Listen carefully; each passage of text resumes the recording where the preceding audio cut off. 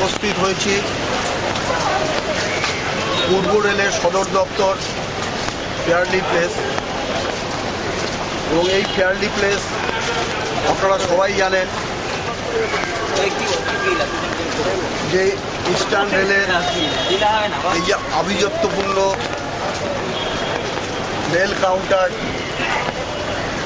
গত 1/4/2014 থেকে এই কাউন্টারটি বন্ধ হয়ে যায়। এবং বন্ধ যেই সময় হয় তখন ভারতের প্রধানমন্ত্রী ছিলেন মনমোহন সিং এবং রেল রাজ্যমন্ত্রী ছিলেন অধীর রঞ্জন চৌধুরী। এবং আমরা জানতে পেরেছিলাম যে সেই সময় কেএফসির সাথে বহুজাতিক সংস্থা কেএফসির সাথে একটা টাই আপ হয়েছে এবং এই রিজার্ভেশন কাউন্টারটাকে তুলে দিয়ে কেএফসির হাতে যাওয়ার একটা চক্রান্ত চলছিল। এবং তখন আমরা এখানে ডেমনস্ট্রেশন দিয়েছিলাম।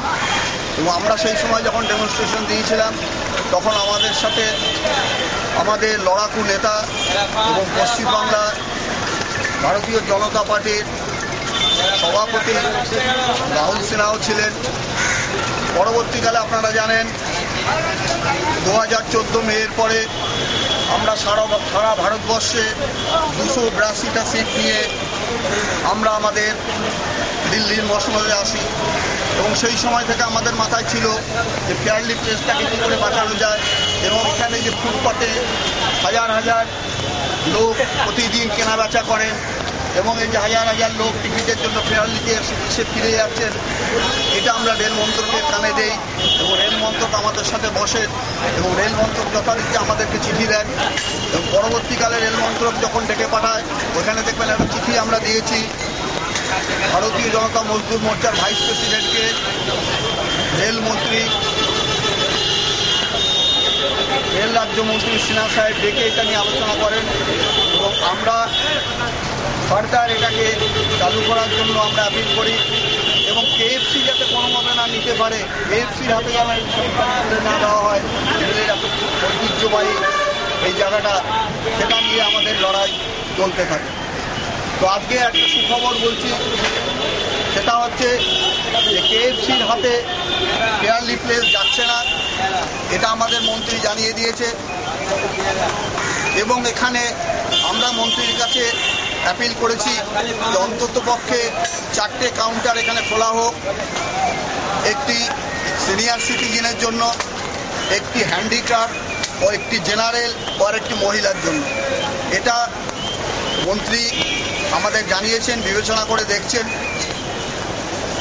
তার সাথে আরেকটা কথা খুব পরিষ্কারভাবে বলতে চাই, ভারতবর্ষে দীর্ঘদিন ধরে কংগ্রেস সরকার, কংগ্রেস গভর্নমেন্ট যে দুর্নীতি করেছেন সেই দুর্নীতির একটা ছোট্ট রূপ হিসাবে আজকে আমরা ফেয়ারলি প্লেসকে তুলে দিতে চাই।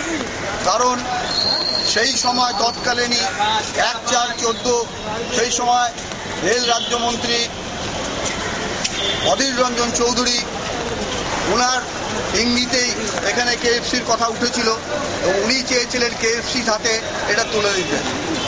এবং আজ আমরা দেখতে পাচ্ছি ভারতবর্ষের বিভিন্ন জায়গায় দীর্ঘদিন কংগ্রেস যেখানে রাজত্ব করেছে, কোনো না কোনো স্ক্যামে এই কংগ্রেস পার্টি জড়িয়ে আছে। আজ যে ডেভেলপমেন্ট হচ্ছে ভারতবর্ষের, আমাদের প্রিয় প্রধানমন্ত্রী নরেন্দ্র ভাই মোদী যেইভাবে ভারতবর্ষকে এগোবার চেষ্টা করছেন, বিশেষ করে রেল, কিছুদিন আগে আপনারা দেখেছেন তৎকাল টিকিটের জন্য আগে কোনো টাকা পয়সা ফেরত হতো না, কিন্তু আমাদের প্রধানমন্ত্রী এবং আমাদের রেল রাজ্যমন্ত্রী মনোজ সিনহা উনি ডিক্লেয়ার করেছেন যে 50% টাকা টিকিট ক্যান্সেল হলে ফেরত দেওয়া হবে। এবং আপনারা জানেন ভারতবর্ষে খুবভাবে চেষ্টা হচ্ছে কিভাবে বুলেট ট্রেন চালু করা যায় এবং বুলেট ট্রেন এই দেশে চলবে। এবং আমাদের ভারতীয়দের বহু আকাঙ্ক্ষিত এই দেশে যেদিন বুলেট ট্রেন চলবে সেদিন এই দেশ উন্নতির একটা চরম জায়গায় পৌঁছবে।